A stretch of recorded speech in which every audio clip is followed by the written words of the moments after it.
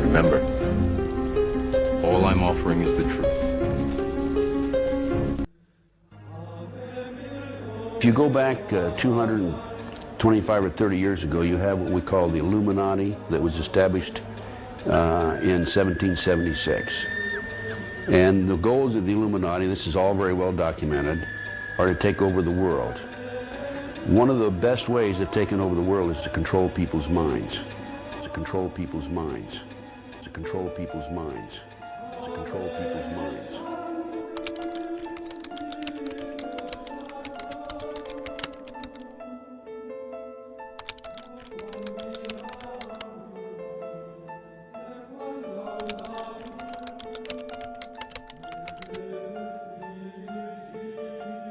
You'll notice that all these people who say these things never offer any proof, never offer any documentation, never can prove what they say. It's just blather, so much blather. Keep you spinning your wheels, chasing myths, spinning around in eddies, these little whirlpools by the side of the stream while the world passes you by. And there's lots of them out there. Lots of lies. You see, the problem that people have is they listen to this from somebody and they think that that somebody is trying to do them a favor, and so they believe it without checking.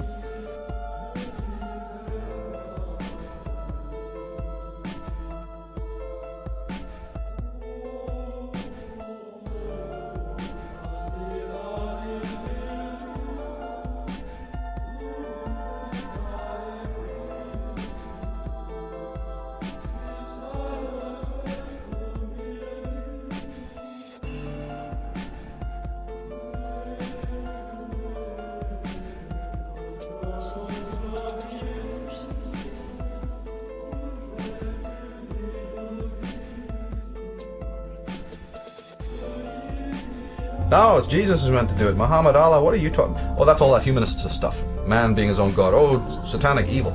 So we already know that, that's not a common held theory. But wait a minute.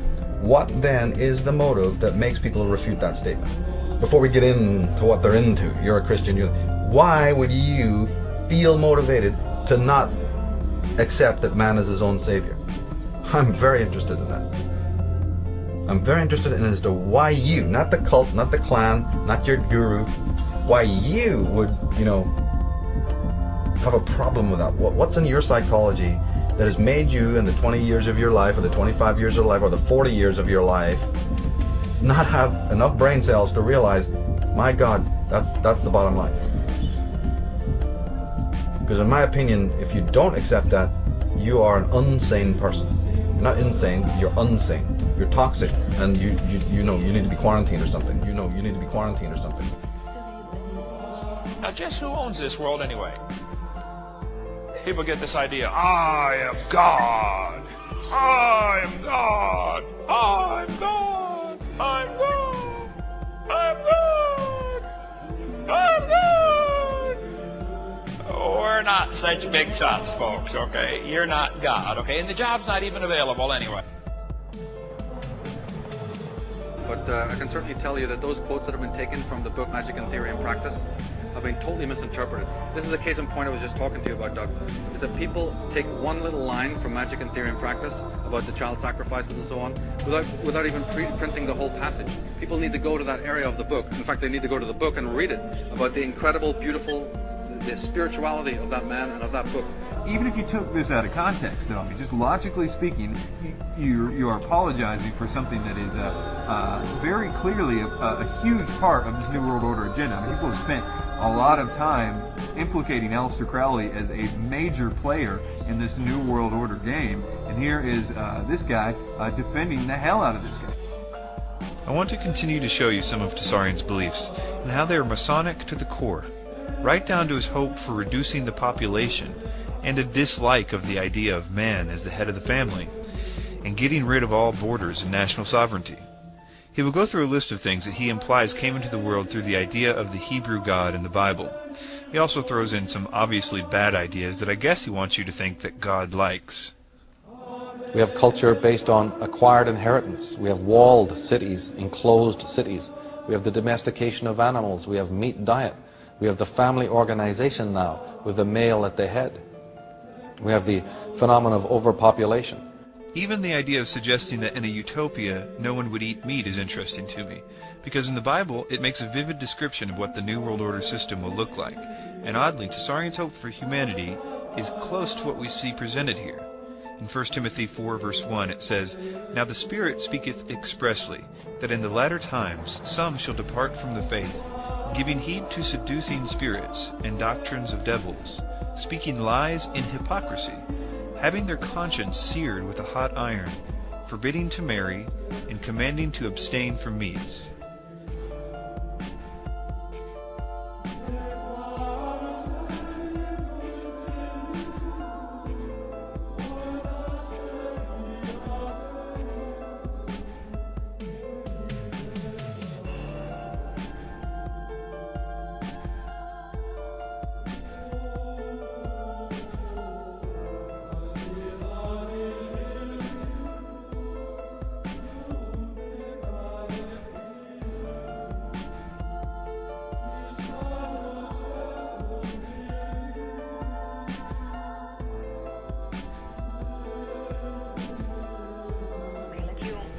Gentlemen, have you ever heard or read Mrs. Blavatsky? She's Helena Petrovna Blavatsky? Right. Yes. Yes, I have all of her works. You have? Yes. Well, that's why. Yes. I think her best work was Isis Unveiled, Part 2, which is theology. Right. Science. And that was an exceptional work. I think that Helena Petrovna Blavatsky, the Russian mystic, was a very wise and perceptive lady, and she had some very profound knowledge, obviously, and her academic achievements were extraordinary, and so I have a very high respect for the work of Helena Blavatsky. Let me briefly explain what Blavatsky's theosophy teaches. They teach that Lucifer and Satan are one and were originally worshipped as the sun. That Satan is the true savior who did the true sacrifice in the beginning of time. That Satan came from the planet Venus and is an angelic entity presiding over the light of truth. Theosophy also teaches that every astrological age brings something new, and the upcoming age of Aquarius is said to be that of a utopia accompanied by a Maitreya, or great world teacher, or prophet.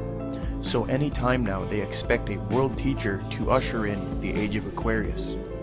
They believe Jesus just represented the previous age of Pisces, in that Christianity stole from the ancient mystery schools. Basically everything the film Zeitgeist talked about in the first part is what Theosophy believes to this day. And just like how Zeitgeist has advocated a New Age utopia, the Theosophical Society's objectives were to promote the idea of a universal brotherhood of humanity. Don't you find it striking that the atheist New World Order researchers who are supposedly exposing the big Christ conspiracy get to make books, they get to go in films, go in television, go in documentaries and make all this money, like Acharya S., Peter Joseph, the creator of Zeitgeist, Jordan Maxwell, and David Icke, while the Christian New World Order researchers who expose the Satanic Empire and inform the people of the truth of Christianity get killed and jailed, such as William Cooper, John Todd, Fritz Springmeier, Philip Schneider.